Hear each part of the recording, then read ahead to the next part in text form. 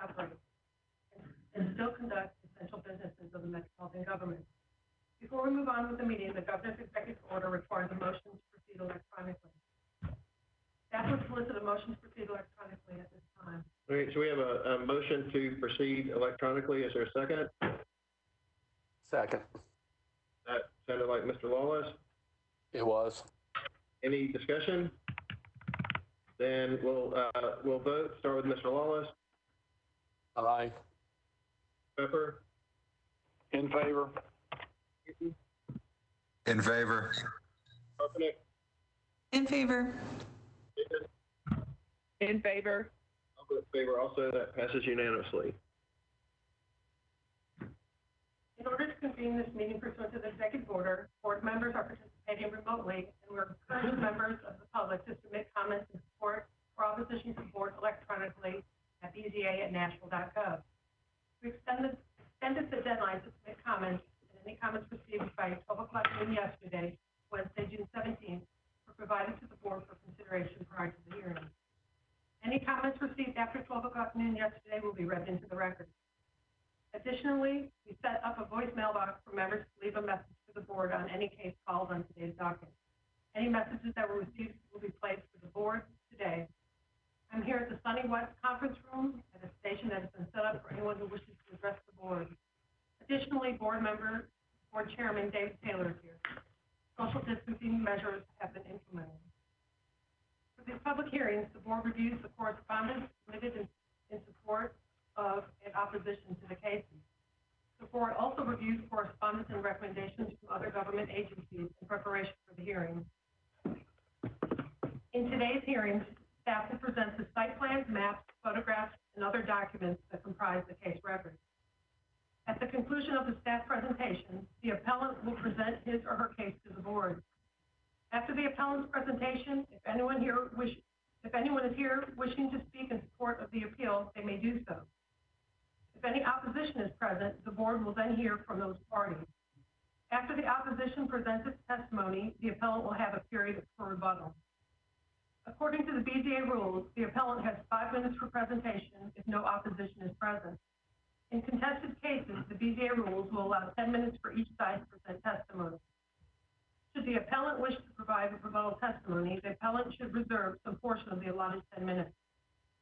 At the conclusion of each hearing, the board will deliberate telephonically and then vote on the case. The board is vested with the power to act on these cases under the provisions of Metro Zoning Code, Section 1740-180. All section numbers that we refer to come from the Metro Zoning Code, which applies to the entire jurisdiction of the Metropolitan government. The Zoning Code was adopted by the Metro Council and became effective on January 1, 1998. I will introduce the entire Zoning Code and make it part of today's record. The Metro Code requires a record of these proceedings. Because BZA meetings are recorded from Metro Nashville Network, and because the board is hearing these cases telephonically, it is imperative that anyone addressing the board come forward to the podium here at the Sunny West Conference Room and speak into the microphone. All speakers should identify themselves by name and address and then make the desired presentation. The Metro Code requires 4 members of our 7-member board to establish quorum. The code also requires at least 4 affirmative votes to grant an appeal. In the event that 5 or more members are present, but the appeal fails to receive 4 affirmative votes, the case will remain on the board's agenda for the next 30 days. Applications that fail to receive 4 affirmative votes within 30 days of the public hearing shall be deemed denied by operation of law. Pursuant to board rules, an aggrieved party may appeal board decisions to Chancery or Circuit Court within 60 days of the entry of a BZA order. Additionally, as part of the BZA rules, an aggrieved party may file a motion for rehearing by the BZA within 60 days of the original hearing. After that time elapses, the board's decision becomes final and no further action can be taken. If your appeal is granted, you are required to obtain the permit for which you applied. A permit must be obtained within 2 years for a board approval to remain valid. It should also be noted that if false or misleading testimony is presented to the board, any board approval could be revoked at a later date by means of a show cause hearing before the BZA. Mr. Chairman, I submit that all cases have been filed in proper order, all appellants have been notified by certified mail, and all legal notice requirements have been fulfilled.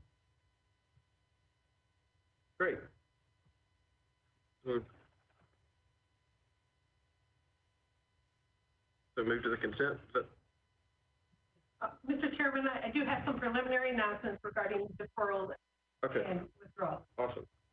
Case 2020-123 has been deferred to July 2nd. Case 2020-129 has been withdrawn. Case 2020-139 has been withdrawn. For the members of the public, our board utilizes a consent agenda at each of its meetings. One board member reviews the records for each case prior to the hearing and identifies those cases which meet the criteria for the requested action by the appellant. If the reviewing board member determines that testimony in the case would not alter the material facts in any substantial way, then the case is recommended to the board for approval. The consent agenda was published on June 12th and June 17th, 2020. So anyone wishing to pull an item from the consent agenda could do so electronically. We did not receive any requests to pull anything from the previously published consent agenda. However, as previously stated, we are here at the station set up at the Sunny West Convention Conference Room for anyone wishing to appear in person to pull an item from the consent agenda.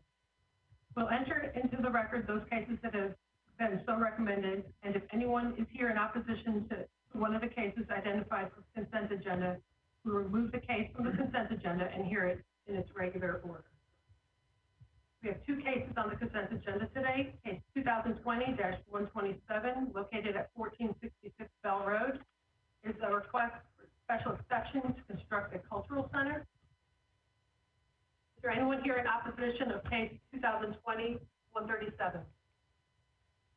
Lisa, this is an identical request to one that was made 2 years ago, been passed by this board. Yes. I'm not sure if the current board is aware of that, but just so that they're aware, this is just basically them re-upping the request. The previous order had expired. Right.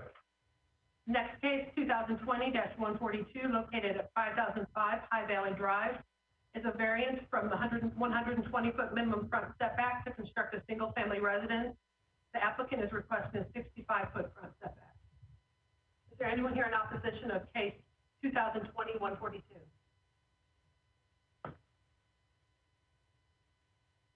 Seeing none, Mr. Chairman, staff would solicit a vote from the board at this time. All right, there's a motion for those two cases on the consent agenda. Is there a second? Second. And like Mr. Lawless? Yes, sir, it was. Thank you. Have a motion, have a second, and we'll take a vote. Mr. Lawless? I'm in favor.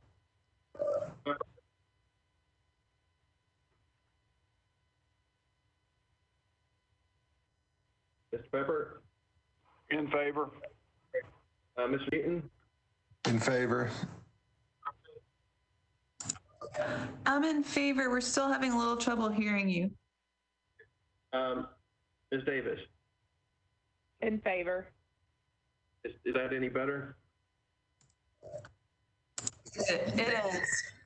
Okay. Yeah, it cut out a couple times. That's what I was noticing. Okay. If you continue to hear that, just hit the raise hand button or whatever, let us know. And we don't have a wireless system, it's a wired system, so we have a lot of folks that are trying to lean over and shout into a little microphone. Okay, so we'll proceed. That motion passes the consent agenda, so we will proceed with the first case. Members of the public, if your case was just approved on the consent agenda, please give our staff until Monday to process the documentation associated with your appeal, at which point you may come in to pursue those permits for which you have applied.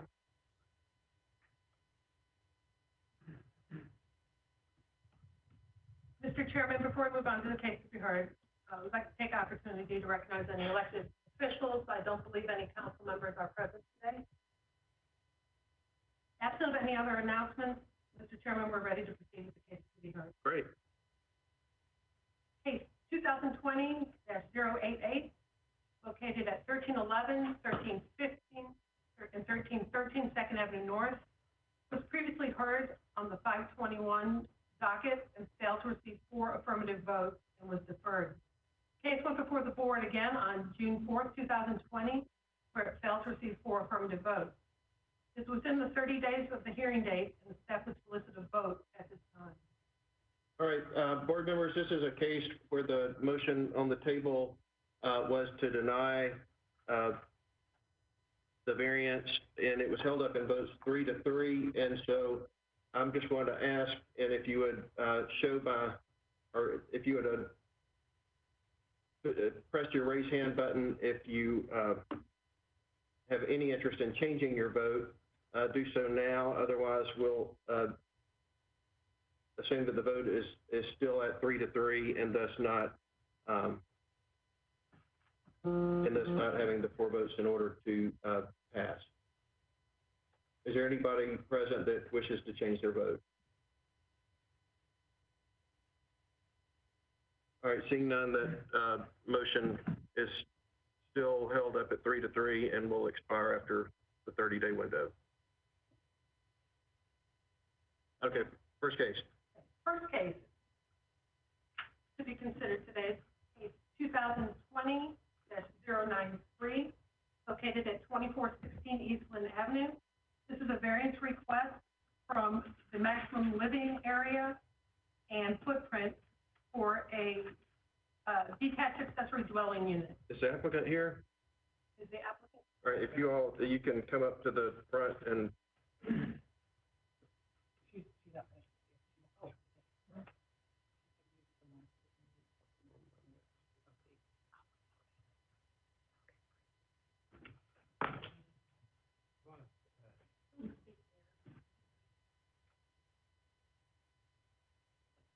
The applicant is requesting a variance from the 700 square foot maximum living area allowable for an accessory dwelling unit.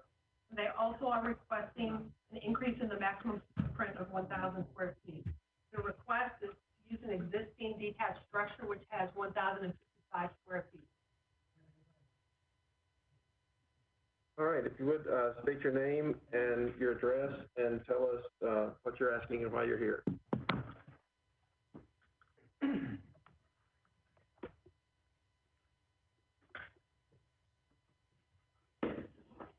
Right. Hello, my name is Scott. It's my wife Jessica, Scott and Jessica Reevy. We live at 2416 Eastland Avenue. Can you hear me okay? Everybody hear okay? Yeah. Mic check. Mr. Chairman, if I could interrupt for just briefly and let Ms. Minton make a presentation for the board. I don't believe she's made that yet. Oh, okay, I'm sorry. I'm sorry. I'm sorry. That's okay. We'll let her do that. Is there anyone here in opposition to this case? The property is located at 2416 Eastland Avenue. Here's the zoning map showing this in the R10 zoning district. Here's the aerial view showing the location and proximity to the neighboring property. Here's a site plan showing the existing residence and the detached structure at the rear of the property that are proposing to convert to an accessory dwelling. Here's the street view within the neighborhood. And the view in the other direction.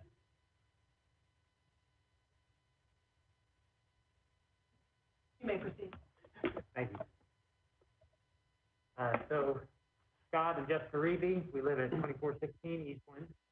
When we moved into the property in late 2018, we spoke with the council member, Brett Withers, and he let us know that there had been some attention already from the previous owners to convert that into a full duplex or an Airbnb. Our goals are not quite so lofty. We're looking to just have an in-law unit. There's a lot of advantages there. There's no steps. If we look to, kind of grow a family here, that's going to be a great place for family to come. And it's even got, big garage doors so somebody could park a car in there, or just flexible space. Are you keeping it as a garage? As an in-law unit? I mean, you would keep the garage doors? Potentially, kind of like a pretty trendy. I don't know if you're just familiar with maybe like Ugly Mugs on the east side, or a lot of the, in East Nashville, that seems to be kind of a Have you trend. talked to Brett Withers about this project, and did he come out? Yeah. We don't have anything from anybody, Okay. from neighbors. We did submit that initially. We have in writing from Brett, email support to convert this into a livable unit. See, and I guess the the biggest question on a variance is, what's the hardship? And I know you have an existing space,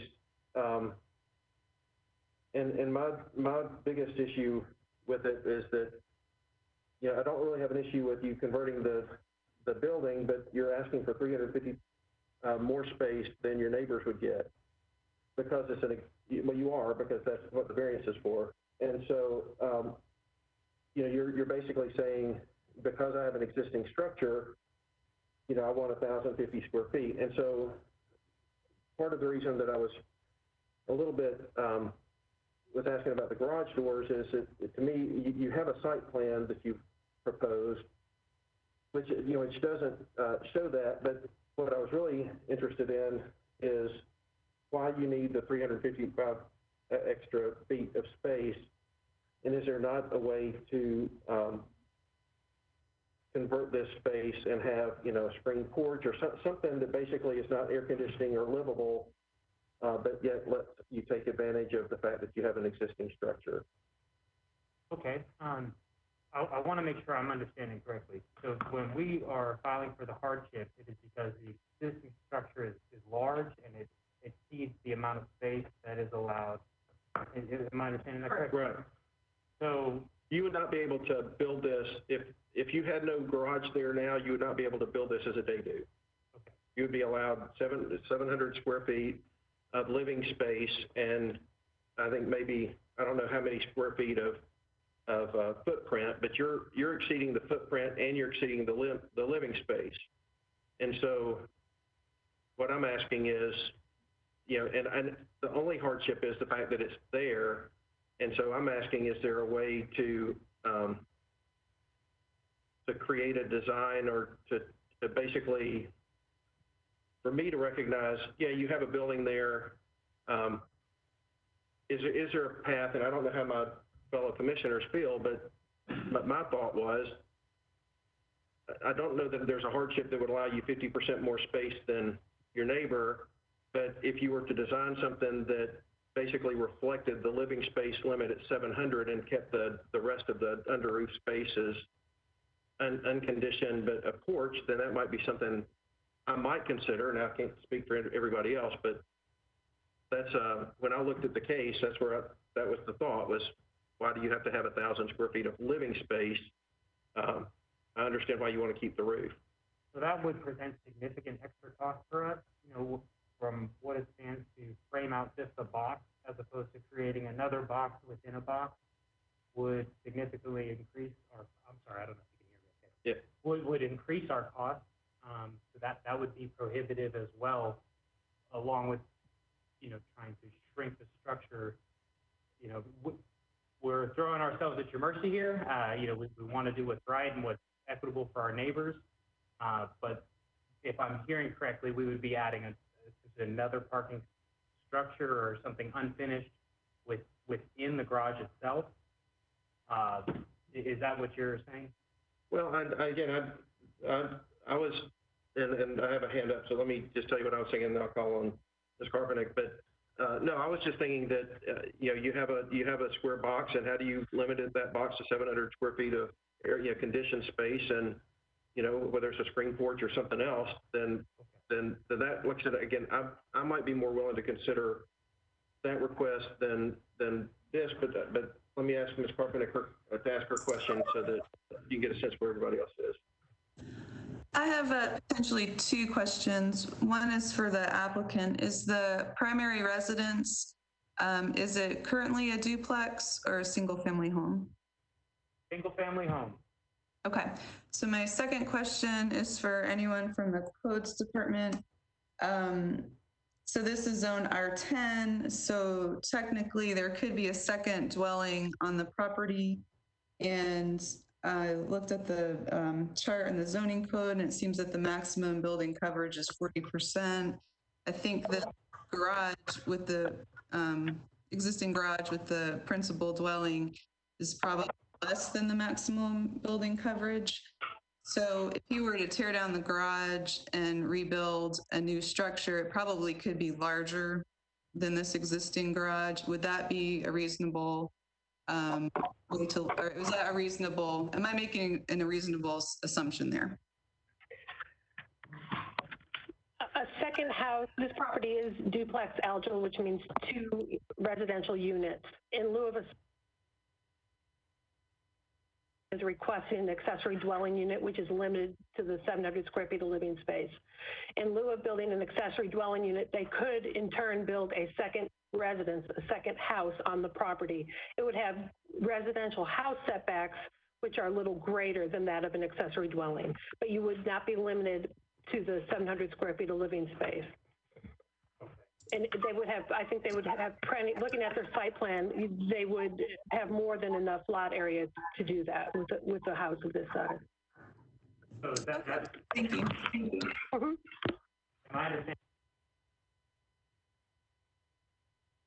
Into a duplex, I'm sorry, can you ask that again? There were some mic issues. am I understanding that, what I'm hearing is that if we wanted to say turn this into a duplex, then the size would be a non-issue. But because we want to leave it as one single-family home, that's where we're hitting a snag? Yes, the accessory dwelling is limited to the footprint and the allowable square footage. A second house would be limited to the lot area footprint restriction of 40% lot coverage for all structures on the parcel. Okay. Correct. It would have different setbacks also. A second house, a second duplex unit would have the house setbacks of, for this property, a 5-foot side setback, a 20-foot rear setback. Whereas the accessory dwelling is reduced to a 3-foot side and I believe this case also a 3-foot rear setback. Okay. Are we able to see from these maps if we would meet those, the 20-foot requirement on the back? No, that's not actually before the board. The board's only here to consider the data request. So that's what, if y'all want to consider a duplex or something along those lines, you would need to come back in and meet with the zoning examiner. But we would love to continue to move forward with the data request if the board is Right. in support of it. You know, if we need to carve out some of the garage space to have it be not included in the HVAC, where we're 100% open to that. Okay. Let me, Mr. Wallace has a question for you. Hey, sorry to interrupt you, but. I'm having sort of a difficult time hearing as we're going along. People either move away from the mic or they move closer to the mic, or we get, you know, and I may be the only one having that issue, but could we try to focus a little bit more talking into the mic, please, especially the applicant? I was gonna, this is Quan, I was gonna say the same thing. I'm having a hard time hearing people. Okay, how is this working? Can you hear me okay? It's better now. Okay. Just to restate my last sentence, is just that we would be very willing to continue with the DADU as, you know, before the board now, and open to, creating a carve out of the space so that we meet the square footage requirements. That's no problem.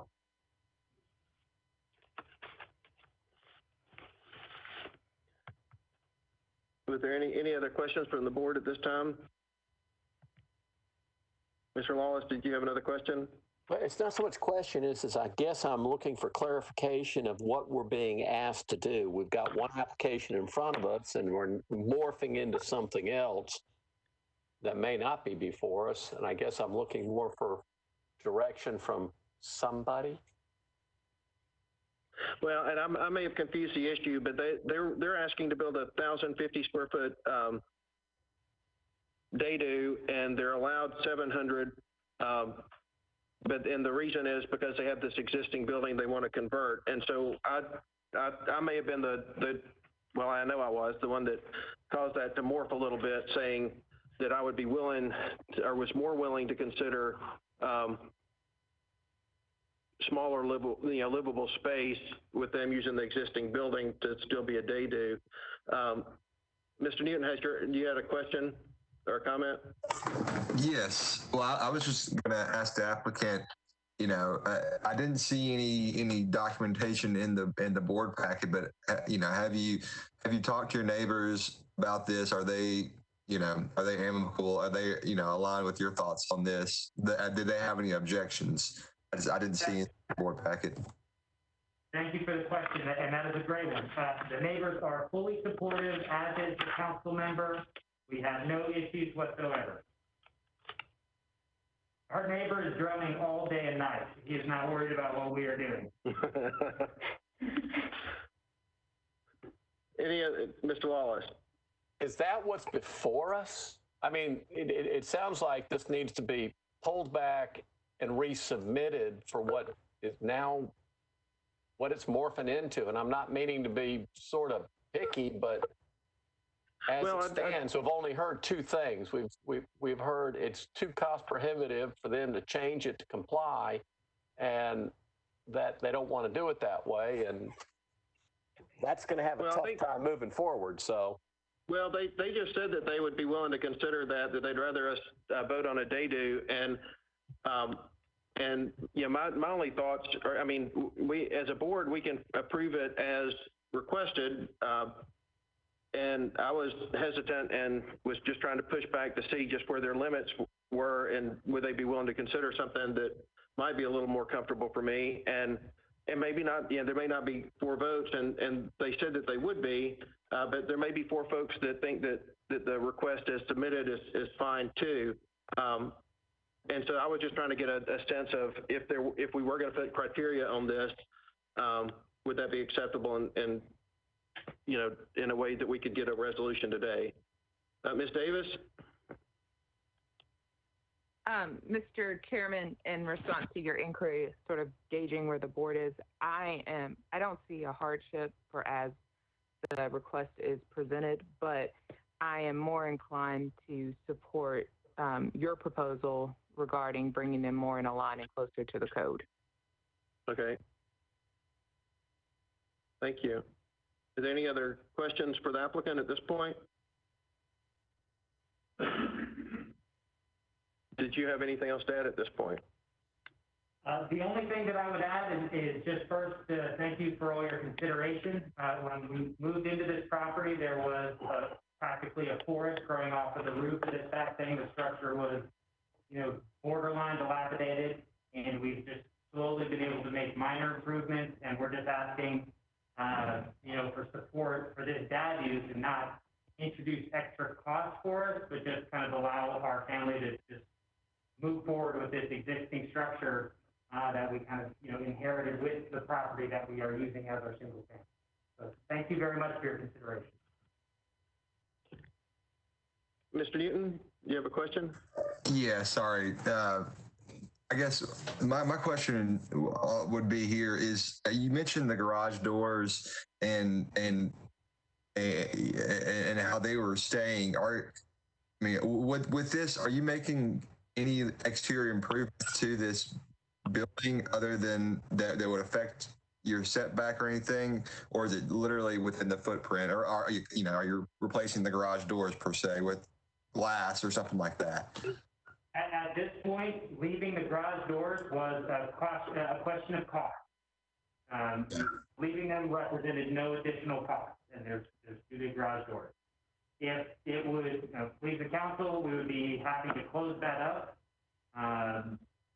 But we are looking at no change to the footprint whatsoever. We have replaced the roof and made some other, I believe we updated the windows with a repair permit, but you know, nothing to change the footprint of the structure. Okay, thanks. Any other questions? Anything else? All right, we'll close the public hearing. Thoughts from the board? Ms. Carpenter. Well, I don't think necessarily he's getting anything more than what one of his neighbors would have, presuming they're also zoned R10 and could also build a second unit on their property that could potentially be as large or larger than this existing structure. If he were here asking to build a new structure, that would be a different story, but because he's rehabbing an existing structure, I don't see a problem with the request. Okay, so you're fine with the variance as requested? I am. Okay, Mr. Newton? Yeah, my thoughts are in pretty much in line with Ms. Carpenick. I mean, I think that he's clearly improving the existing structure, the existing building there, and it really is going to have no effect on his neighbors, whether it's a garage or an accessory dwelling unit per se. And like she said, you know, if he was going about this a different way, then he would be able to be building a bigger structure. So, you know, I think that trying to reuse the existing building is a noble cause, and it's I would not personally. I see hardship in the fact that the existing building is greater than the maximum allowable, and I think he's, you know, doing the right thing and trying to reuse that building. I wouldn't have an issue with it as presented. Okay, Mr. Pepper? I agree with the previous two board members. I won't beat a dead horse. I think there is a hardship because the way this structure, which is there with the property now, is built, it's walled in already for 1,055 square feet. And I think it's a hardship to come in and have to redo an existing structure to try to make it conform. So I support the variance as it is, request as it is. All right, Mr. Lawless? Again, I'm going to go back to, we've morphed into something that wasn't before us. And I guess since everybody's announcing which way they're going, I'm going to be the fly in the ointment. The only thing I heard was it's going to cost too much. So I'm sort of telegraphing how I'm going to vote here in just a sec. All right. Any other questions or comments from the board? Ms. Davis? I think you already know where I stand, and I haven't changed my mind. So. Okay. Well, then I'll ask if someone has a motion. I have a motion to call the question. But there's no motion on the floor. Ms. Carpenick. Okay, I'll take a stab at it. I will move to approve the variance request based on the fact that the structure is existing and will have no impact on the neighboring property and will not be getting more than what another neighbor is getting. And it's zoned R10, and theoretically a new structure can be built on the property. I could probably go on, but hopefully that's a good enough motion. All right, I have a motion. Mr. Newton? Second. Have a motion and have a second. Mr. Lawless? Again, I'm going to go back to, are we acting on what's before us in the application, or are we changing it to amend it to the motion? I'm trying to understand from a procedural standpoint exactly what we're doing. The motion was to approve the variance, and a hardship was stated, and so the motion is to allow the applicant to build exactly what they proposed in their request. So if I'm correct in what you just said, what their application is, the motion made by the commissioner is in line with that. So that's what we're voting on. Yes, Ms. Carpenick voted to approve the variance with no changes as requested by the applicant, which is a 355 square foot variance on the livable space and a 55-foot footprint variance. So it basically is if you vote yes on this motion, you vote to support what the applicant has proposed. If you vote no, then you vote to deny that variance. Is everybody clear on that? Are there any other comments or thoughts? Okay, so we will vote then, and we will start with Ms. Carpenick.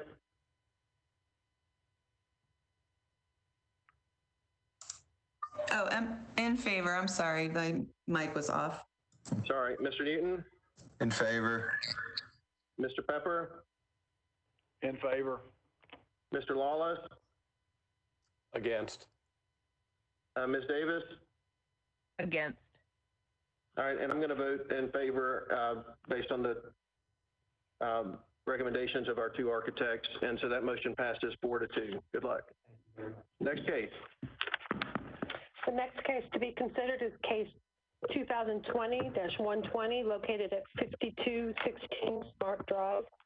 They're requesting a variance from the front and side street setbacks to construct a garage and porch addition to an existing single-family residence. The side street setback along Oakley Drive has been resolved administratively, so it will not be up for consideration at this point. Here's the zoning map view of the RS20 parcel. There's an overview, aerial view of the site. Here's the proposed amended site plan, which was presented to the board on June 12th. The street view, the additional street view. So, is there anyone here in opposition to case 2020-120? Mr. Chairman, no one is here in opposition to the case? and so, board, just to refresh our memory on this, the applicant came with the original proposal. It had brought with it support from neighbors and councilperson, and the board had, I think, a pretty substantial issue with the side setback. I don't remember us having an issue with the front setback, but we can discuss that more. And we had deferred it for them to come back with another plan. In the meantime, and I guess that we can hear, if you'd like to hear from codes folks, they can explain, but the side setback issue has been resolved administratively, so that they're not before us anymore on a side setback request, but they are here for the front setback request. So the only issue that we have before us is the front setback request, as and they can tell us how it differs from the original proposal. Is that fair? Is that correct? I'm looking at the. Is that all correct? There is one other comment to state. On June 12th, they submitted an alternate site plan. The one on the screen was the original request. In your packets will be the alternative plan, which was submitted on June 12th. Okay. So the new alternative plan, they're requesting a 68.4-foot street setback along Smart Drive Instead of the 71.4-foot contextual average street setback. So they're asking for a 3-foot. Correct. So I don't know if you heard that, board. They're asking, the setback they're asking for is 3 feet on the front. Correct. Okay. That everybody good? Okay, we'll hear from the applicant, and if you have any questions, board, please raise your hand. Let me know so I can get that in. Okay, which is the microphone, the little one or the big one? Big one. I'm Preston Quirk, architect, 2931 Berry Hill Drive, Nashville, Tennessee. I'm going to let Mr. Kemp speak here in a minute. I do want to make one clarification to what staff just said. Actually, the front setback variance request is actually 13 feet 9 inches, not 3 feet. I don't know if that was not clear, but on the sketch, there is a curving average front setback line here, and the front corner is now here. So it's a 13-foot 9-foot request, and that would line it up. Might want to make a reference right here. I can't see what he's pointing to. It's in your packet. It should be at the end. I think it's on page 45 of 235 in our packet, Tom. I don't know if your packet has the same numbering mine does, but it's a 1-car garage instead of a 2. Is that right? Yes, sir. So it's a site plan that has a 1-car garage where the 1 car is in purple. And it looks like that they pulled it out toward the street just a hair, but it's in line with the new porch. So it lines up, but because the street curves on the corner, it makes that setback a little bit more in the garage, on the garage side. Mr. Chairman. Yes, sir. Tom, do you have a question? Or? No, I was just thanking you for pointing out the number for me. Thank you, sir. All right. Let me go ahead. Yes, yes. Chase Kim, 5216 Smart Drive, Nashville, Tennessee, 37220. My name is Chase, and my wife Katie and I have been living at 5216 Smart Drive for almost 8 years. When we purchased our home, it was a one-owner home that was completely original. Over the years, we made some updates and tried to make it ours. Our goal in purchasing back then was to live in it our entire lives. We saw the beauty of the neighborhood and did not want to chase after the next bigger or better thing. We love our home. This is still true today. We have no plans on moving and want to see our kids through school, with Katie and I growing old in it. We have 4 kids, Joe, Penny, Zeke, and Darcy. In May 2017, we received the worst news possible. We discovered that our normal, healthy, and playful boy Joe had a brain tumor called DIPG when he was 5 years old. Sadly, Joe passed away on September 16, 2017, just 4.5 months after diagnosis. The reason I tell you this is to not make you feel sad for me or give me special treatment, but we do not want to let go of those memories by moving to a different house. We have so many memories of our son in this house, and especially in his bedroom. We are in this house to stay, but we have 1,600 square feet, and with 3 growing kids in our home, it's getting tight. We're on a corner lot with our house facing Smart Drive with a Smart Drive address. Because of our lot design and having 2 setbacks, the only place we can build without a variance is in the backyard, which we do not want to take away from our backyard. We have almost a half acre, but 80% of it is taken up by either setback, the house, or the driveway. We feel that this is a hardship. We want to build a garage on the side of our house, which will enable us to build living space in our current garage. This will also bring clarity to our house and entrance to our house by bringing the driveway in through the front. It will look good. I have sent out letters to 176 homes surrounding me, and they are all on board. I have the support of my city councilor. We're very well known in our community. We hosted a St. Jude block party, having over 400 people. We just want to build on the side of the house, just to give us some more room. We've shrunk the plans down to a 1-car garage, and now I hear that the side's not an issue, it's just the front. So this house the front setback will be in line with the rest of our house, and it'll be 13 foot. So we're here to stay, so I'm asking that we get these small variances. Any questions for the applicant? All right, Mr. Quirk. I'm just here really to, I guess, provide technical support at this point if there's other questions about the setbacks on this. I was just informed today that that staff had reviewed it and the side setback's not an issue. We had pulled it forward in part to reduce the side setback on it, but I guess at this point, I think we're clear on what we're asking for. I'll take any questions that might be. Thank you. Are there any questions for the applicant? All right, seeing none. Did you have anything else to add at this point? No, sir. We'll close the public hearing. Any thoughts or questions from the board?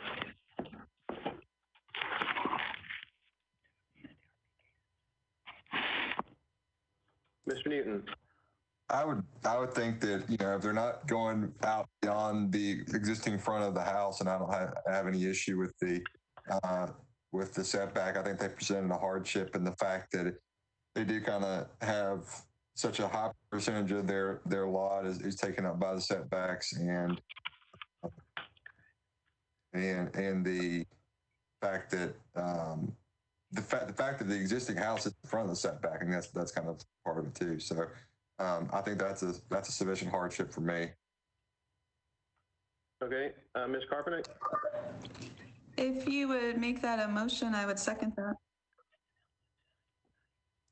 I'll make the motion, approve it as presented, that based on the hardship of the existing house sitting in front of the contextual setback and a high percentage of the lot absorbed by setback requirements. And I will second. Any discussion? Okay, we'll vote. Start with Mr. Newton. In favor. Ms. Carpenter? In favor. Ms. Davis? In favor. Mr. Lawless? Against? Mr. Pepper? In favor. And I'll vote in favor, and so that motion passes. Good luck. Thank you. Mr. Chairman, before we move on to the next case, I have a couple of announcements for the short-term rental docket. Okay. Case 069, and also Ms. Carpenet, we're getting some feedback from you, Mike. If you could mute yourself. Or mute your mic, I guess. Don't mute yourself. Okay. Case 069 on the STRP docket is going to be withdrawn. And case 131 on the STRP docket has been deferred to July 2nd. Okay. Did everybody catch that? 69 on the STR case was withdrawn, and 131 is deferred until July 2nd? July 2nd. All right, bring your sleeping bag on July 2nd. There's a lot of cases on that docket. So, all right, so we will see that one case on the 2nd.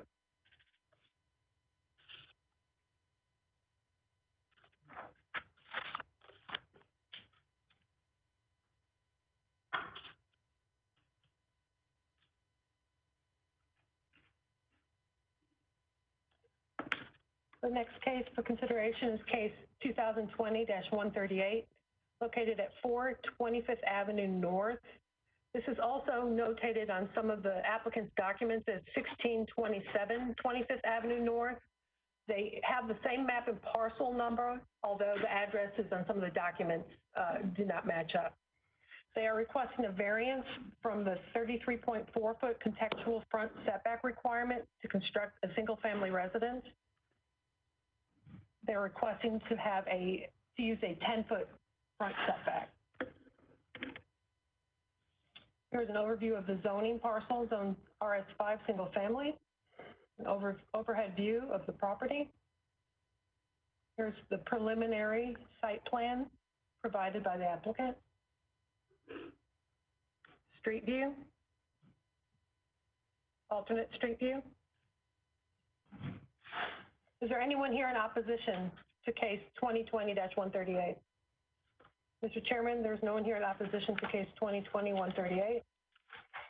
Since there's no one here in opposition, the applicant will come forward at this time, and you'll have 5 minutes to address the board. Chairman Taylor, members of the board, planning code staff, appreciate the opportunity to present this to you today. My name is John Rankin. I live at 1709 Woodland Street. This is an appeal for a front setback variance. We're asking to be able to construct really what we've designed as a minimum footprint house. It only has 841 square feet of footprint associated with it for a total of 1,023 square feet for the house.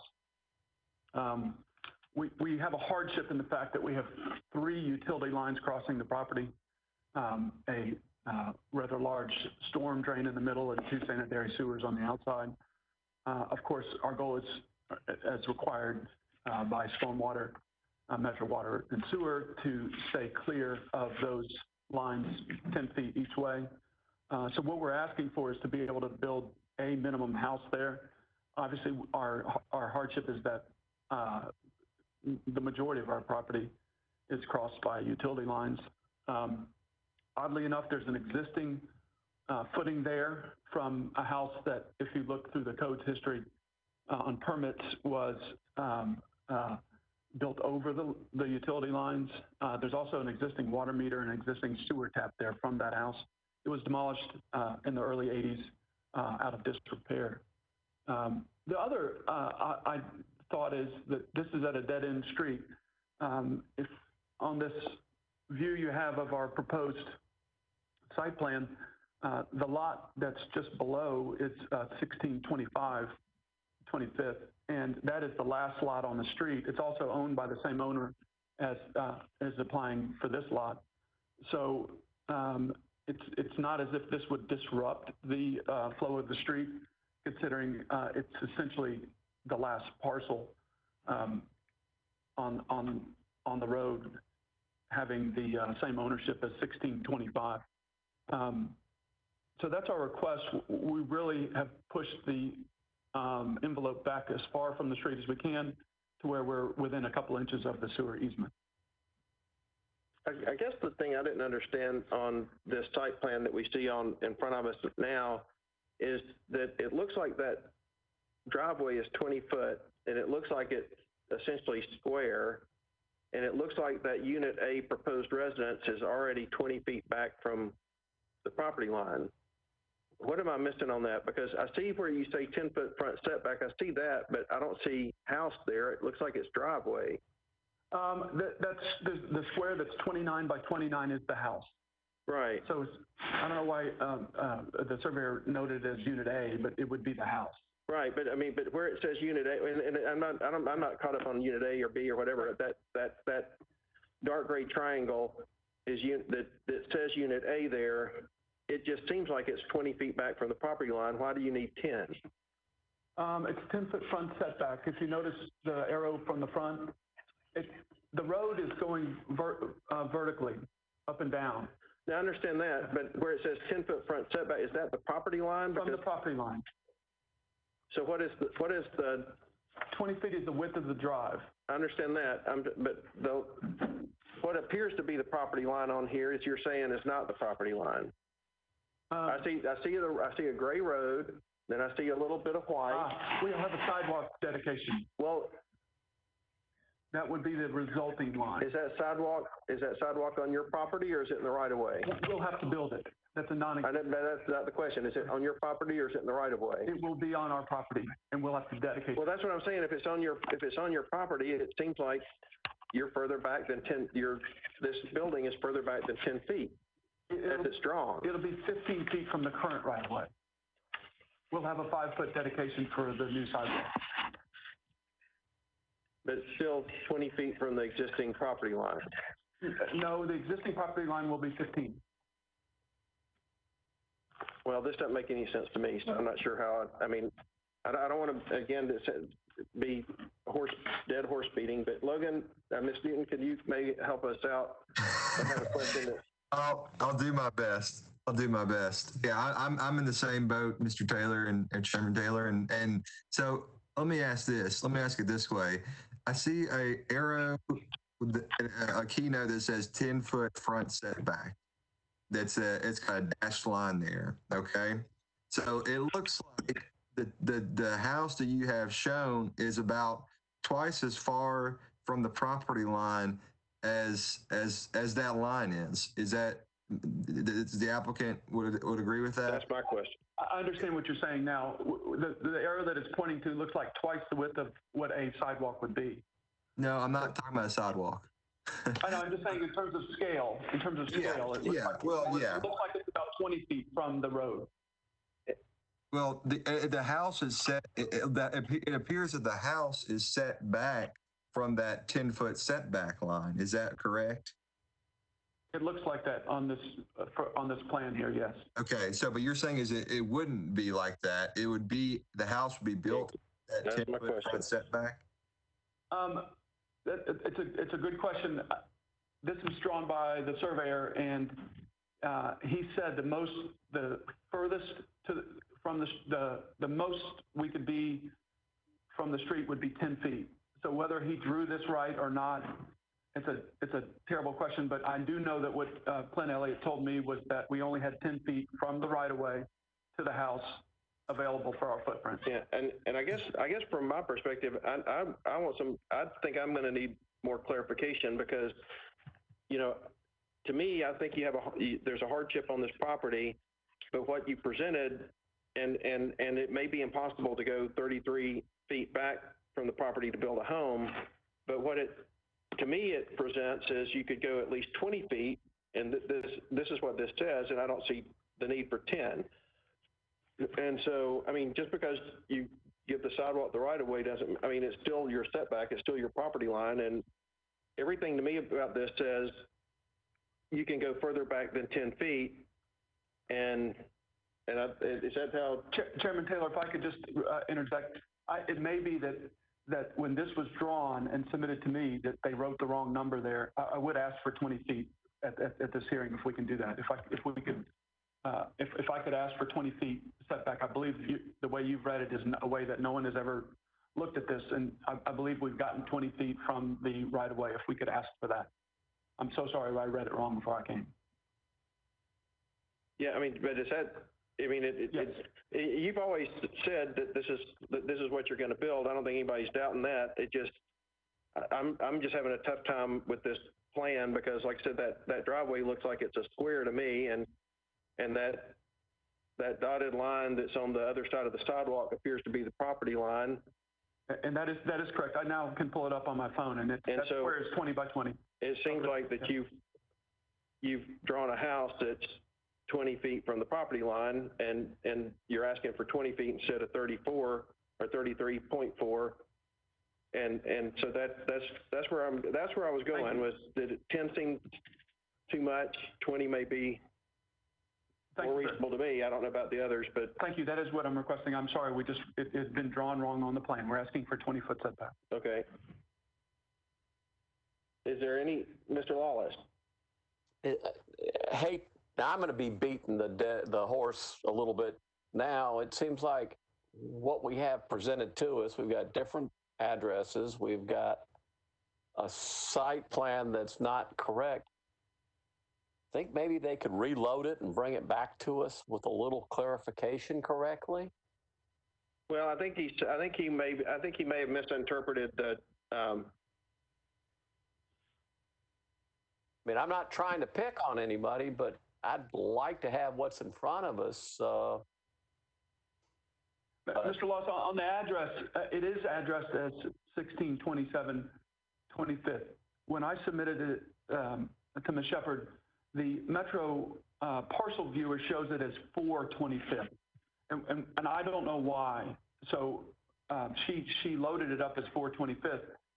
In a conversation by email that I provided the old building permit for the existing house that showed 1627, the water meter that showed 1627, but I don't know why in Metro Parcel Viewer it shows as 425th. And so she said she was just going to submit it as both. Okay, but again, the site plan's a little off too. So don't you think it would be better maybe to come back where your record is clear? Well, hey, Tom, I think that what he had said, the site plan is actually correct, but his interpretation of that in terms of how many feet he's asking for a setback was incorrect. I mean, the site plan shows the building at 20 feet back, and that's where he's saying he wants to build the building. And he had originally interpreted that as a 10-foot setback instead of 20, and so he's saying he can live with a 20-foot setback, which is. And I'll ask the architects if this is correct, but I think that this site plan actually shows a 20-foot setback, and what he's saying is acceptable now. Yeah. Ms. Carpenter? Yeah, I would agree with you. It likely shows a 20-foot setback. However, I would want more information too. Where exactly is the 33.4 required setback line? You know, where is that on this drawing? And I'd rather see the allowable building footprint within the required setbacks just to see the hardship a little bit better. Okay. Mr. Newton? Yeah, I would second that just because I can scale it basically, I can look at the scale and it looks like it's actually about 22 feet back. But I would rather have a little more precision so that we get this as far back from the street and as close to that setback or to that, contextual setback as we can to still make this work. So I would hate to set it at 20 feet when it can really be 22 or, I agree with Ms. Carpenter. We need a little bit better of a, and Mr. Lawless as well. All right, Mr. Lawless? I know that I would be really glad to hear from the applicant that he wanted to sort of kick it down the road, maybe to July 2nd. Super. We appreciate that. If we could divert to July 2nd, I'll bring you back. I'll submit much more detailed drawings. Well, and you heard from enough board members to know you're not going to get 4 votes today. And so it would make sense if you wouldn't either defer it to the 2nd or to the meeting following. But thank you so much. The 2nd, is that acceptable? Super, yes. All right. So I'll move that we defer this to the 2nd, the first meeting of July, which is July 2nd. Mr. Lawless? I'll be more than willing to second that. All right, thank you. And so we'll vote and start with Mr. Lawless. Aye. Mr. Pepper. Aye. Mr. Newton. Aye. Ms. Carpenter. In favor. Ms. Davis. In favor. I vote in favor also. We will see you July 2nd. So you got a good sense of what people need. Just make sure those lines are clear and very specific about what you're asking. And also show the existing contextual setback. I appreciate it. Thank you for your time. All right, thank you. Next case. The remaining cases are short-term rental cases, and I suggest that we take a break to give All right. adequate. All right, going to take a 5-minute break. And Mr. Lawless, did you have a question?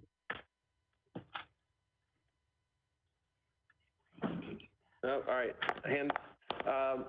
Yeah, take a 5-minute break, and then we'll start with our short-term docket.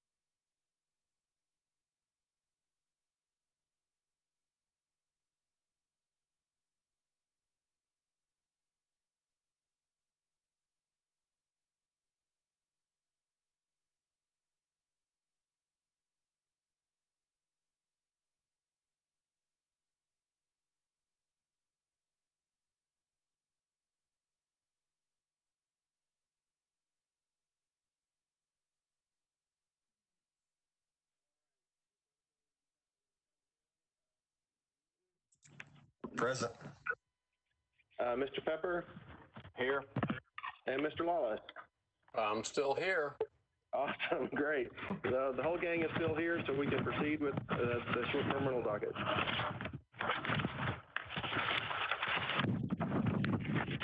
The next case for consideration is case 2020-078, located at 1978 Gatlin Drive, an owner-occupied short-term rental. Mr. McBroom is here on behalf of Codes to make the presentation. Is the applicant here? There's a lot of shuffling of paper. I'm not sure, this is Quan, I'm not sure where it's coming from, but it's making it somewhat difficult to hear and probably it's not clear for the record. So I just want to make sure everybody's got their microphones on mute, or if you're shuffling some paper, it's giving a lot of feedback.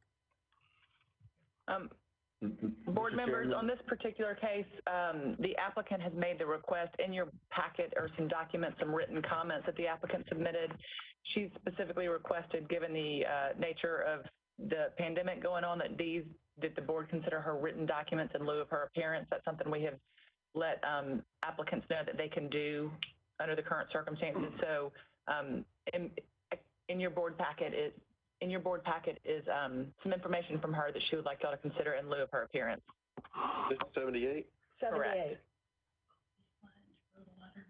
Additionally, Councilmember Colby Sledge had previously written a letter of opposition to this case. He has now withdrawn that opposition and said that he is not opposed to it.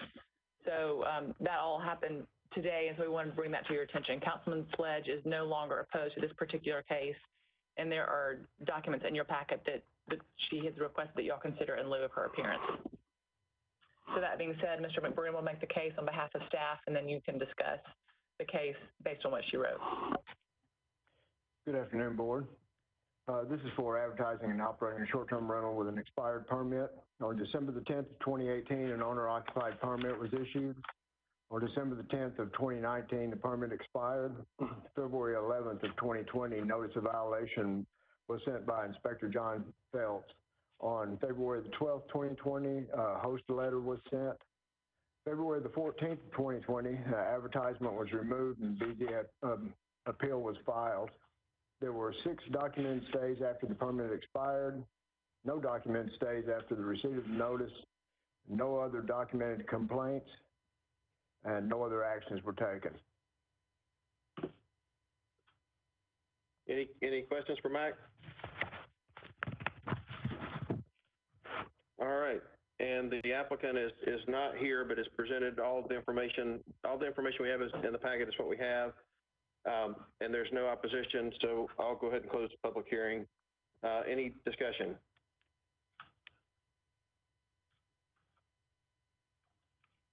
Seeing no discussion, I'll move that we find that the applicant did operate on an expired permit based on the testimony of Mr. McBroom, and that because the ad was removed and in a timely manner, and there's no violations after that point, that we allow the applicant to apply for a permit again on Monday. That's my motion. Mr. Newton. Second that motion. I have a second. Any discussion? Mr. Lawless? Just trying to ascertain which statute was in place. Is this one where that can apply immediately? Yeah, I'll assume that, I mean, I guess when I say that they are eligible to apply, that means that if they still have the year timeline based on whatever law was in effect, then that still overrides this. The law in effect at the time this permit was issued does allow you all to reduce that 1 year wait period. So if you want to allow him to come in and reapply on Monday, he is eligible. That's fine. But even if, I guess I was just saying, even if it hadn't, they would recognize that we didn't have the authority to say Monday, and they could, they still have to wait. That's right. I mean, y'all would basically issue an order that wouldn't be enforced because right. The law it would be in violation of the law. Okay. I just want to make sure that I knew and everybody else knew too that we can't, we don't have the authority to override it. And so if it was a mistake, it would be corrected in the codes office when they applied. But was there any other questions or discussion? Okay, call a vote and call on Ms. Davis. I vote in favor. Ms. Carpenter? In favor. Mr. Newton? In favor. Mr. Pepper? In favor. Mr. Lawless? In favor. I'll vote in favor. That motion passes unanimously. Next case.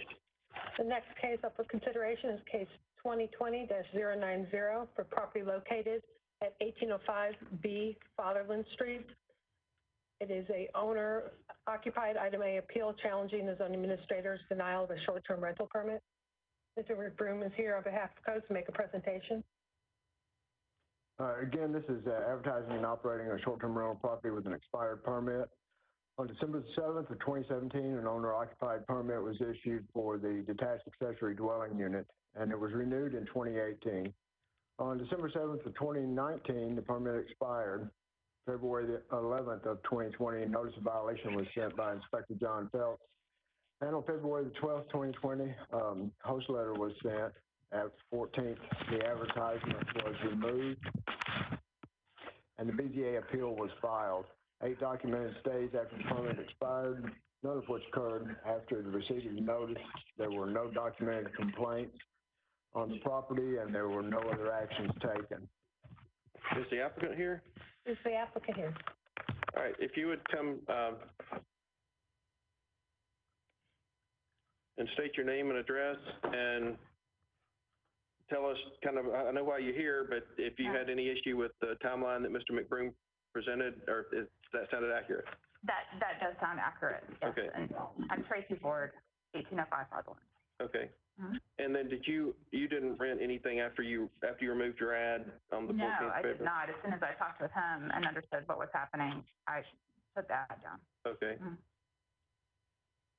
And we have a letter from Brett Withers, your council members, supporting your. That is correct. Supporting your case. That is correct. Any questions for the applicant from the council?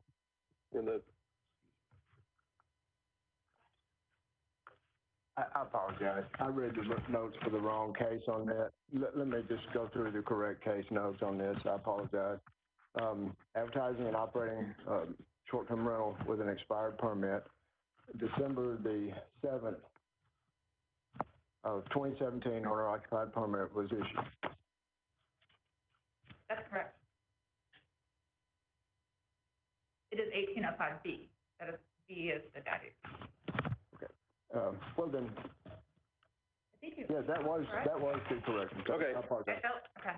All right, so I don't know if board members got that. There was some confusion over whether Mr. Green read the right case, but it was. So the dates that you heard were the correct dates, and the applicant has confirmed that also. Any questions for the applicant? Did you have anything else to add? No, I would just love to be able to apply for my permit again. Okay. Any discussion from the board? Seeing none, I'll move that the zoning administrator did not err, that the applicant rented after the permit expired, and based on the behavior of the applicant after notice was received, as well as support from the council member in that district, that the applicant should be allowed to reapply for a permit on Monday. Mr. Newton. I'll second that. Any discussion? Then we'll vote, starting with Ms. Carpenter. In favor, and I'll hopefully see you all on July 2nd. Great, thank you. Ms. Davis. I vote in favor. Mr. Newton. In favor. Mr. Pepper. In favor. Mr. Lawless. In favor. And I'll vote in favor also. Good luck. You don't rent until you get a permit, but you can apply on Monday. Thank you. Provided that you're eligible to apply on Monday. Thank you. The next case for consideration, case 2020-094, located at 811 Horner Avenue. Mr. Gruen. Again, we have advertising and operating a short-term rental with an expired permit. December the 4th of 2018, an owner-occupied permit was issued. On December 4th of 2019, the permit expired. February the 10th, 2020, notice was sent by Inspector John Phelps. On February the 14th, the listing was removed. On February 17th and 19th of 2020, the listing was reposted. On February 19th, 2020, the BZA appeal was filed. On April 19th, 2020, the listing removed. May 1st, 2020, listings reposted with a 30-night minimum stay. 15 documented stays after the permit expired, 5 in February, 1 in March, after the BZA appeal had been filed. Some of which occurred after the notice of violation and the filing of the appeal. No documented complaints on the property, and there were no other actions taken. Is the applicant here? Yes. Hi, my name's Robin Mooreshead. I did not renew my permit. It was really an admin error. I had moved my office, and so it was a mistake. And then I came into codes, and I spoke to David, and he said, look, what you can do is you can list it as a 30-day rental, and that's not a violation. So I did, but actually, really, I haven't been renting it because of COVID. I had one person come in on a 30-day, then COVID happened, and I haven't really been able to rent it at all. So it's just, it's my primary residence. It's really quite a hardship, and I'm not saying that I can even rent it right now because I don't really want people in my home with the COVID, but I would like the option to be able to renew my permit and when things improve. So when was the last time you actually rented your property? Well, I had a short-term rental, a 30-day rental after the thing was expired, but I didn't do that, and David said that's what you can do because that's not against the law, as long as it's more than 30 days. So I had one person, and that was, I think, in March or February, and then when COVID happened, everyone left. Right. So, So it's been more than 3 months since you've had any rentals in your property. no short-term rentals. Now, I actually am I can't even afford the property. I had to apply for a forbearance now because I was able to, have an upstairs room and I could rent. So I've had to apply for forbearance. I wasn't able to pay the mortgage after that. And now I'm going to have to rent it long-term until I can figure out what to do. Okay. So I'd like to be able to get back the short-term rental when all this drama is over. Okay. And I think I have a year, I think in February I could do it anyway. But Jessica, you know, I went through all the trouble. I sent out all the letters. I put up the notice. I did everything I was supposed to do and that David said I should do. And I, you know, complied with the law. I'm very sorry that I rented it. It wasn't like a deliberate error. It was just an admin error. Right. Okay. Any questions from the board? Is there any, Mr. Newton? The councilman had noted some complaints from community members about late night partying, disturbing neighbors. Have you taken any steps to address that or address the issues of parking that were noted? Well, really, I don't even have a rental anymore. So, you know, that stopped a few months ago. I did tell people, you know, there is a lot of parking in the driveway, so they shouldn't even be parking on the street. But right now, I don't even have that issue at all. But now, are you there when people are renting the home, or? Right now, I'm not. I had to move out because I was able to have people there while I was there upstairs, and now I can't. No, so where are you living now? I had to move to rent an apartment temporarily until all of this was handled. So this isn't your primary address, or?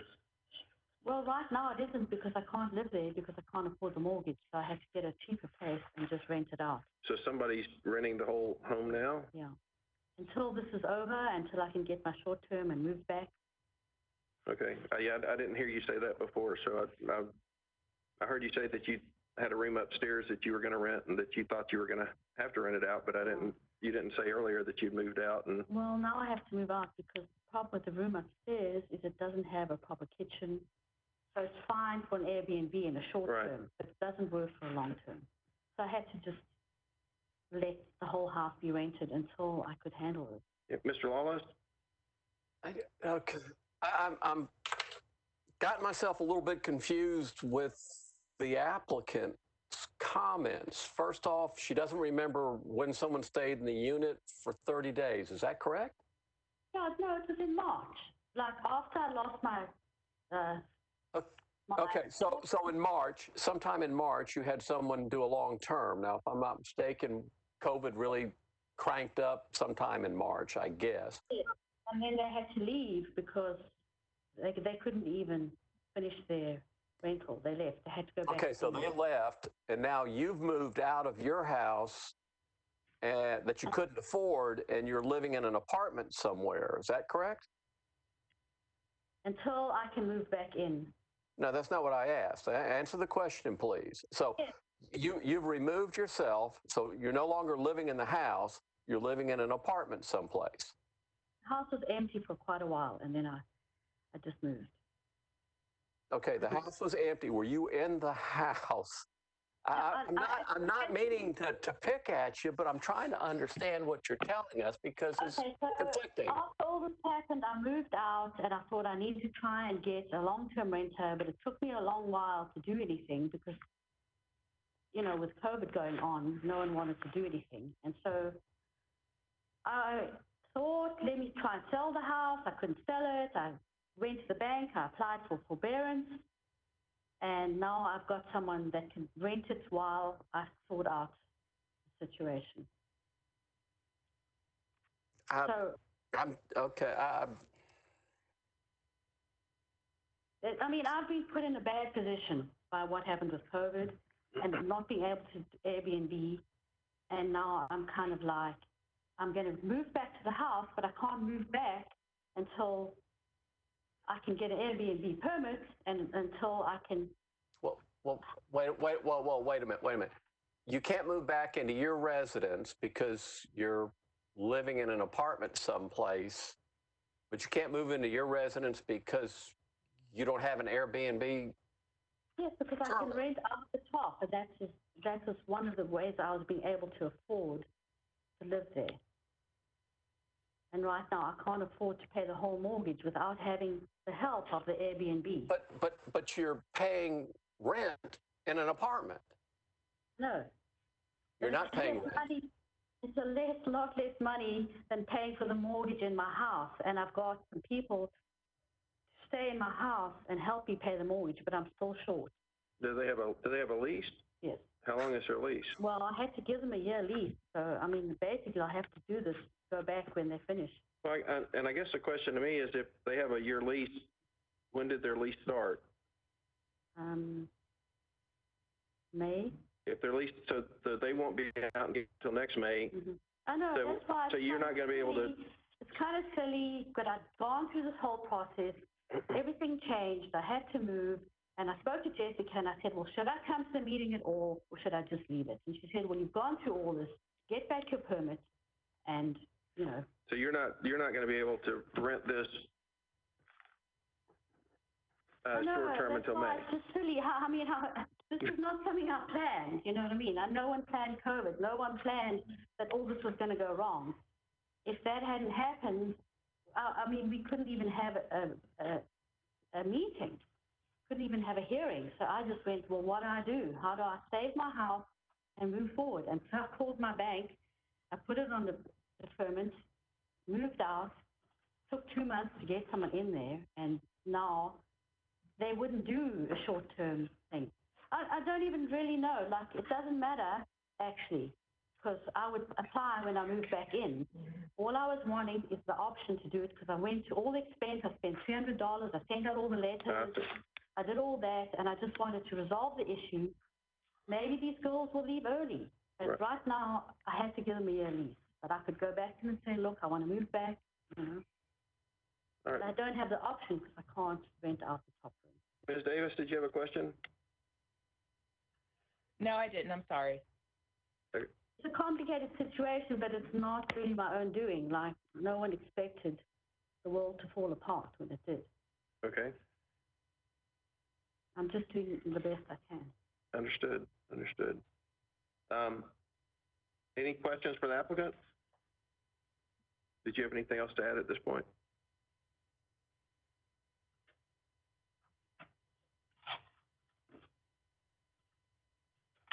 It hasn't been easy, that's all. I'm sorry? It just hasn't been an easy situation to handle. No. I mean, I had to go on unemployment. There's a whole lot of things I had to do. Totally understand. It's a tough situation.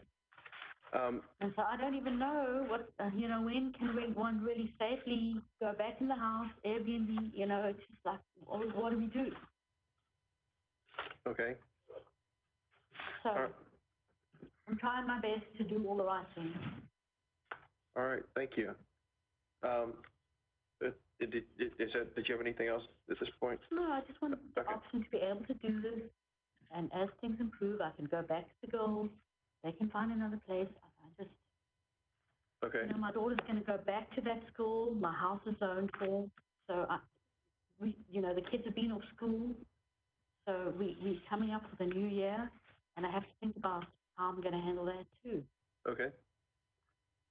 All right. Then, unless there are any other questions, we'll close the public hearing and ask for thoughts and comments. Ms. Davis.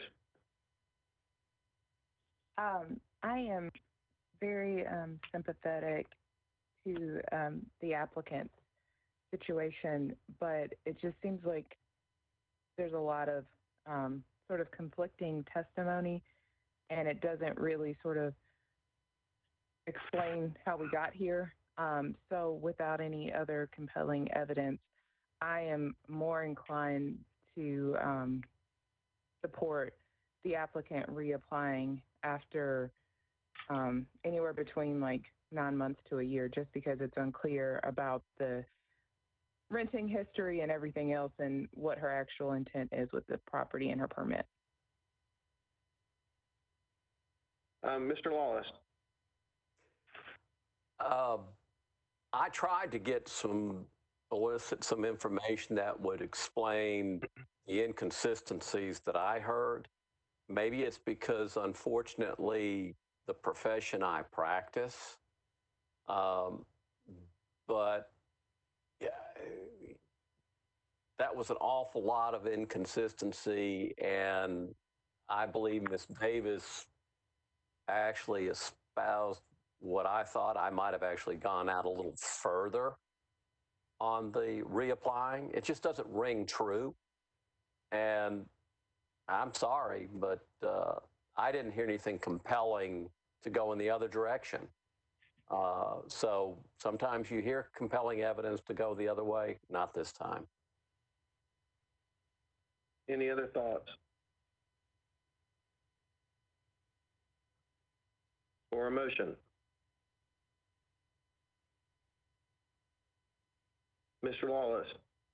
I make a motion that we deny the application and that she can reapply in 9 months. It's 9 months when... Ms. Davis. I second Mr. Lawless's motion. All right. There's a motion and there's a second. Is there any other discussion? Then we'll vote. Mr. Lawless? In favor. Ms. Davis? In favor. Mr. Newton? In favor. Mr. Pepper? In favor. I will vote in favor also. You can apply 9 months from the finding of this body, which I believe is today. Is it? All right, next case. The next case is 2020-095, located at 1114 North 6th Street. It's an item A appeal challenging the zoning administrator's denial of a short-term rental permit. Ms. McBroom will speak on behalf of code.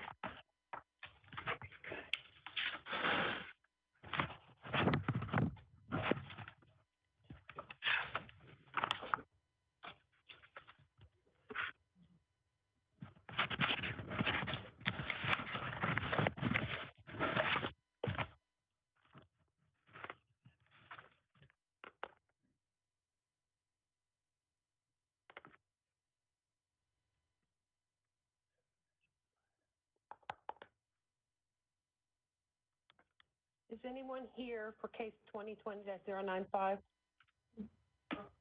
1114 North 6th Street? Yes. Okay, hold on one moment, please. Are you ready, Mr. McBroom?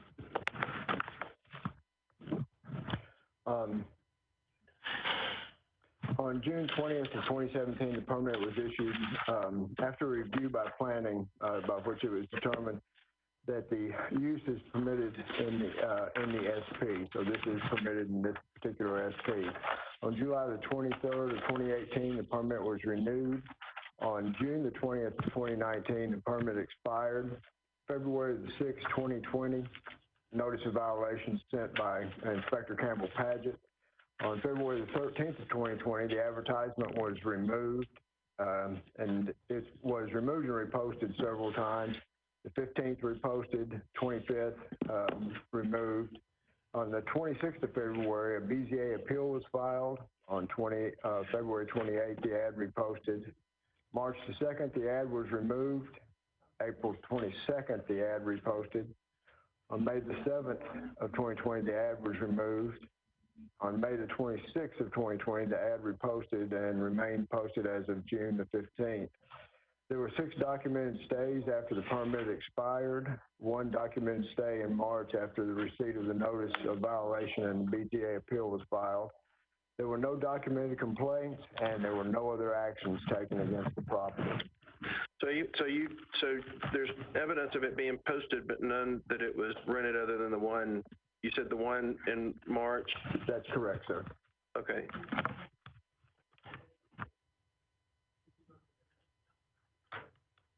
All right. Is the applicant here? Applicant, come up to the podium. State your name and address. Okay. I'm Maylise Tokich at 1114 North 6th Street. All right. If you would, I know,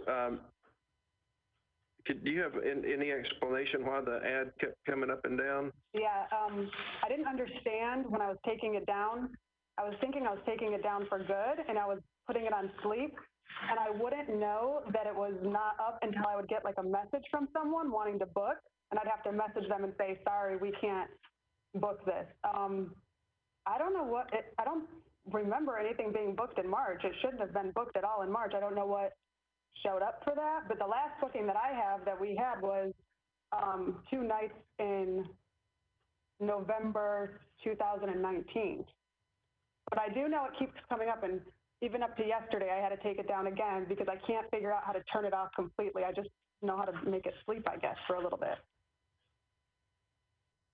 But you haven't rent. When did you get your notice? February 6th. And you're saying you didn't rent any time after that? Didn't rent any time after that. Yeah. And the permit's right on the wall in our kitchen. We just don't rent it that much. And I don't know why in my head I thought it was a 2-year permit. So I don't know why I was thinking that.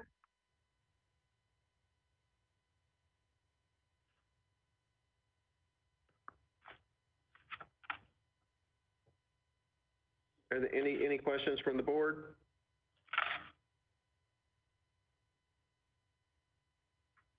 Did you have anything else to add? That's it. I would love for it to be able to apply for it again.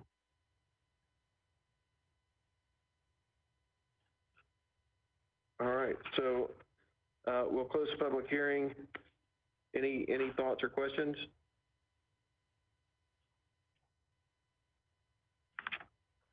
Seems to be maybe the applicant testified that she didn't rent the home after November. There's some documentation that of a review in March on an expired permit. To me, that's still 3 months. From that time until today, actually more than that. And so based on that and no other issues, I'll move that the zoning administrator did not err. The applicant did rent after the permit was expired, but would be eligible to apply for a permit on Monday. Mr. Newton? I'll second that. Have a motion, have a second. Any further discussion? We'll vote. Start with Ms. Davis. I vote in favor. Mr. Newton? In favor. Mr. Pepper? In favor. Mr. Lawless? In favor. I'll vote in favor also. You don't have a permit, but you can apply for one on Monday. Okay. And don't rent or advertise until that advertisement to go to sleep until that permit's done. Okay, so I just show up like I usually would? You can apply. You can go to the codes on Monday and apply, but you have to apply all over again now that it's been expired. And then do I do the thing where I text in the morning to get a space in line? I don't. Yeah. Email. Oh, okay. All right. Next case. Next case is case 2020-098, located at 1979 Carlos Drive. Is an owner-occupied short-term rental due to renting after expired permit. On December 28th of 2018, the owner-occupied permit was issued. On December 28th of 2019, the permit expired. February 28th of 2020, advertisements were removed. On March the 2nd of 2020, the BZA appeal was filed. There were 5 documented stays after the permit expired, 3 in January, 2 in February. No documented stays after the BZA appeal was filed, and no documented complaints. No other actions were taken. Any questions for Mr. McBroom? All right, applicant here? Yep. Awesome. All right. This is my husband, Zach. And if you state your address for the record? Oh, yes, we live at 1979 Carlos Drive. Okay. And we actually, about 4 cases back, was our neighbors from today, and we learned that they had gotten a notice that they needed to shut down in February, and they didn't know that their permit had expired, and so we looked up our permit number and found out that ours had expired. So we came to the office, my husband came to the office and They said we needed to go through this process. We did not realize that our permit had expired, and we had not received, I guess we had kind of expected we would receive a notice, but apparently we don't do that. I also have, I don't know if you guys got this, a letter from a neighbor. I submitted it yesterday, but it was after 12 o'clock. Okay, yeah, Ms. Shepherd will take that and just put that as part of the record. But that's a letter from a neighbor in support of what you're, okay. That's fine. All right. And so you basically self-reported and yes. realized that your permit had expired, self-reported, and then you stopped renting as soon as you came down here and did that. Okay. Yes. Is there any questions from the board? All right. Is there anything else that you'd like to add? No. All right. We'll close the public hearing. Any thoughts or comments from the board? Mr. Lawless. It's so refreshing to have someone self-report. I'm going to make a motion when you're willing to accept it. All right, yes, sir. We were so disappointed that we self-reported it. We still haven't completed it. All right, Mr. Lawless. I make a motion that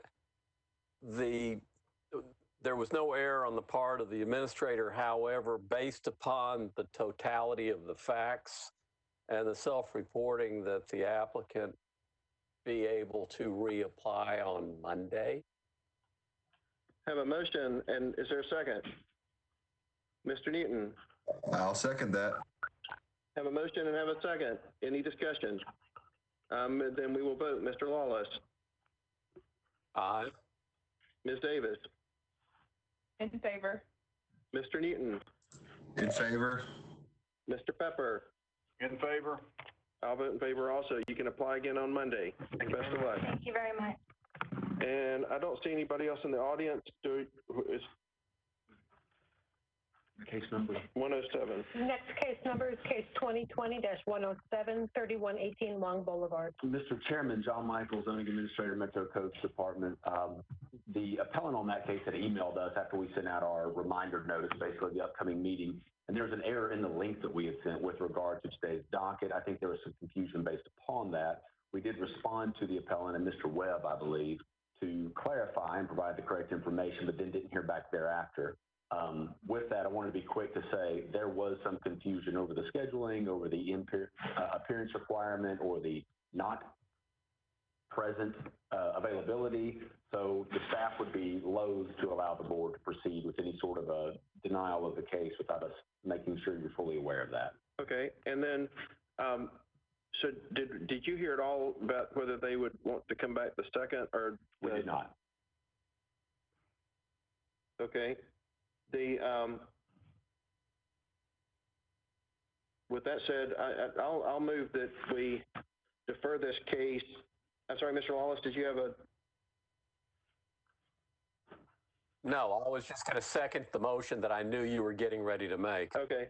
Well, I'll move that we defer this to the second, and we can, with the condition, not the condition, but with the suggestion that the applicant be noticed that the second is a very long docket, and if they wanted to wait until the next meeting, they might not have to wait as long, but they are welcome to come back on the second if they prefer. And is that a second, Mr. Lawless? Yes, sir, it is. All right, so I have a motion, I have a second, and so we will vote. Mr. Lawless? In favor. Ms. Davis? In favor. Mr. Newton? In favor. Mr. Pepper? In favor. I'll vote in favor also, and so that motion passes. That was the last case, but just wanted a quick shout out to Lisa Butler. Are you Butler now? Are you? Minton. Minton, okay. Email is still Butler, but now Minton. Yes. And for doing a fantastic job as her first meeting as secretary. I think is your official role in place of Emily Lamb, who just left a few minutes ago, so we don't have a chance to thank her, but we can we can certainly thank her next time we see her in person. But Lisa, thank you so much for a really great start. That was much appreciated. Mr. Lawless, did you have something to say? Well, it wasn't so much something to say, but Mr. Chairman, when do we get back together again? It's been kind of missed seeing everybody for no other reason. Mr. Lawless, we have put in personal petitions with the governor to make sure that we get more time with you as well. And we're holding out on the governor's next executive order to see if he extends the current status or alters it in some way, although the city is now planning to move into phase 3 of COVID response effective Monday, the 22nd, per the mayor's announcement today, or the public health department's announcement today. We don't have that clarification yet. Staff is going to prepare for the July 2nd meeting by basically having 2 plans of attack, one for the concept of an in-person meeting and one for the concept of another telephone meeting like the ones we've been doing these last couple of months. Without being certain as to which will be used, we would be almost remiss not to plan for kind of both attacks in that regard. Once we know, obviously we'll notify you and our public and our appellants as quickly as possible, but we continue to be appreciative to our board members for their patience as we work through occasional audio and technical issues, for your diligent work in preparing on each of the cases that we send to you. We know, like with the last meeting, there were a number of fairly sizable case files. You did a great job working through them.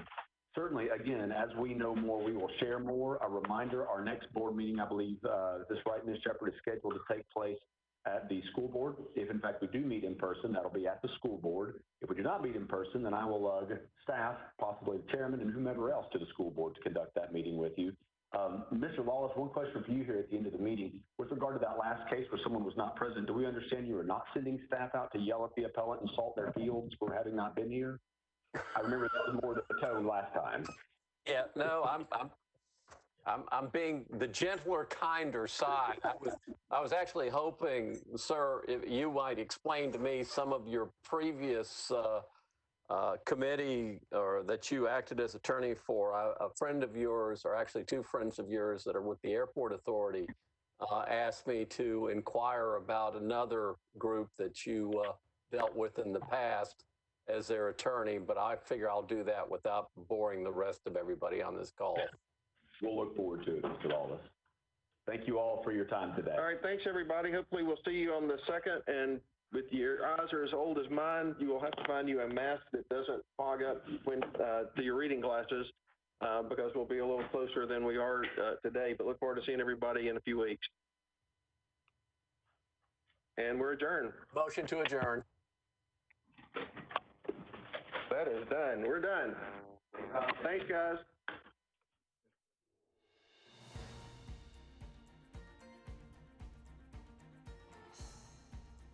This has been a service of the Metro Nashville Network.